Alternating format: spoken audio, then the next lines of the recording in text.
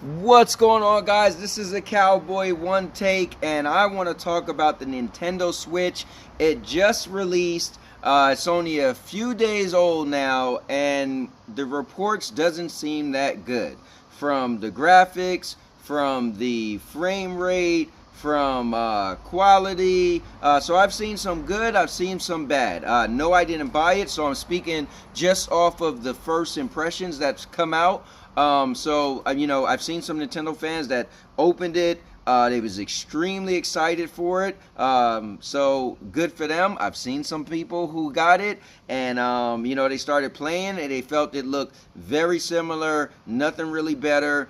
So it's kind of all over the place. But there is a good amount of negativity, as this is the day and age we live in. So of course things are going to be negative. I've even seen where they said in New York there was a couple switches that somebody stapled the receipt to the box at GameStop and scratched the screen. So it's a lot of stuff going on. I will say I watched Dreamcast guy review on Mario Kart World, and I watched his review on the Switch itself.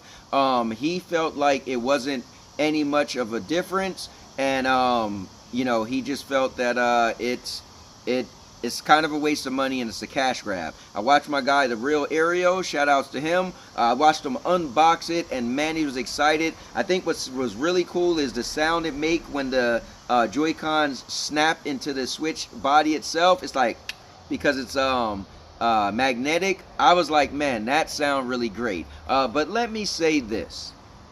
I say all that to say this. If you're a Nintendo fan, and meaning you've been a fan of Nintendo since, so you've loved Mario, Donkey Kong, all of their characters, okay.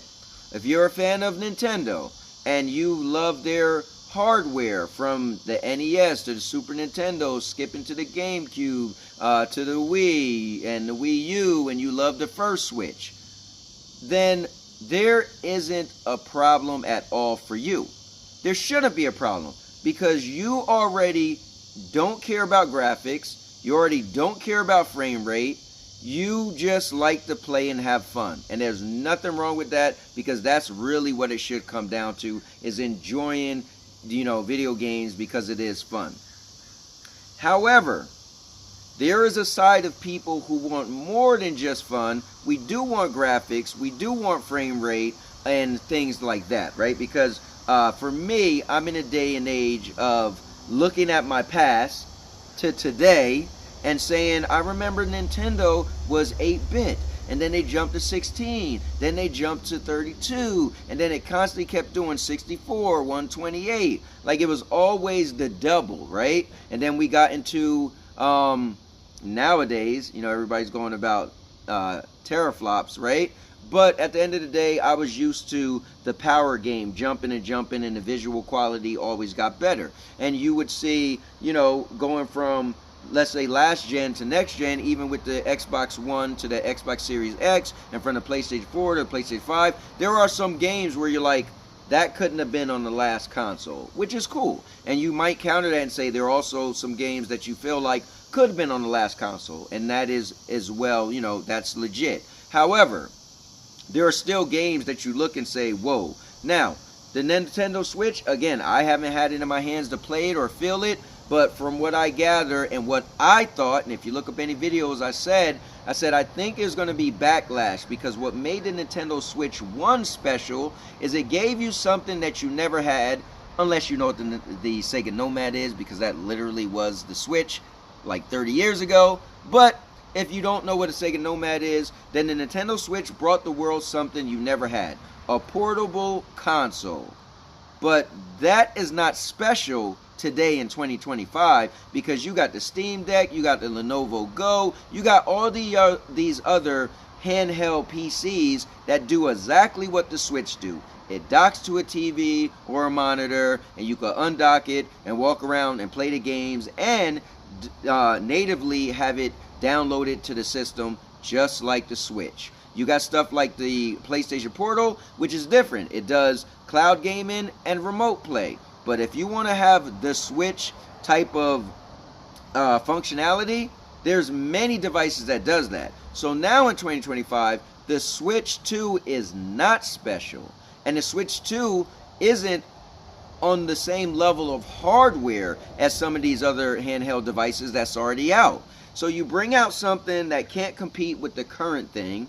You bring out something that's way behind in terms of power, as far as when you look at the PlayStation 5 and the Xbox Series X as far as consoles. So it's almost like the Switch 2 came out, I don't want to use the term dead on arrival because I don't want to wish this thing doom and gloom or say rest in peace like my guy Maker of Chaos would, but this thing already came out behind the curve as far as hardware and technology. And for some people, that is going to be a backlash. Some people, like Dreamcast guy, is going to feel like, man, this thing is nothing special. This thing really isn't pushing the boundaries. And this thing is really to serve a purpose, to shut some people up and say, hey, we got newer hardware. But the question is the hardware newer? Because if you put out a console in 2025, and I know people don't like it when I say this, but you put out a console in 2025 that has PlayStation 4 graphics, but you want us to spend more on the games than a PlayStation 5 quality. So PlayStation 4 graphics, but price is more than PlayStation 5 quality. That's kind of crazy to ask for. But again, if you're a hardcore fan, you love Nintendo, dude, by all means, buy the console, spend the money, love it, enjoy it, good for you. But I will say this, if you are a hardcore Nintendo fan, you don't care about graphics, you don't care about frame rate, you just want to have fun. So for you, nothing should bother you. You should be able to pick this thing up and say, hey, I like it, I love what I got, it does everything I need, it plays Mario, it plays all the cute little characters, it's fun. And now there's going to be even more third-party support. So like Cyberpunk, listen, they got Cyberpunk 2077, there you go, third-party support. Does it look better than the competition on a PlayStation 5 or Xbox Series X? I won't really compare it to a PC, but if you want to, sure. No, it doesn't look as good as that. But in the Nintendo form factor, you're now getting third party. So I'm not gonna bash the Nintendo Switch 2. I'm gonna be like my guy Doc Dark. Doc Dark said if you've seen the PlayStation State of Play, you know that this isn't the old PlayStation. So at the end of the day, it was a good show. But if you compare it to the old PlayStation, and you know when PlayStation got all these great games, then it was trash. So I look at it like this with the Switch 2. If you're a Nintendo fan and you love the Switch 1, by all means, the Switch 2 is probably great. But if you're a console gamer that haven't really got into the Switch, that left Nintendo alone a long time ago like me, the Nintendo Switch 2 is trash. So with that being said, guys, we'll see what happens in the next coming days and weeks and months, and how much support the Nintendo Switch 2 is going to get from third party and its supporters itself, and also the people who didn't support it. Like, are people who didn't buy Switch 1 going to run out and get a Switch 2? We will find out. But with that being said, I see you guys in the next one. And now your mama knows. Oh, man. I'll make you famous. Because I'm a cowboy. Oh, man. And now your mama knows.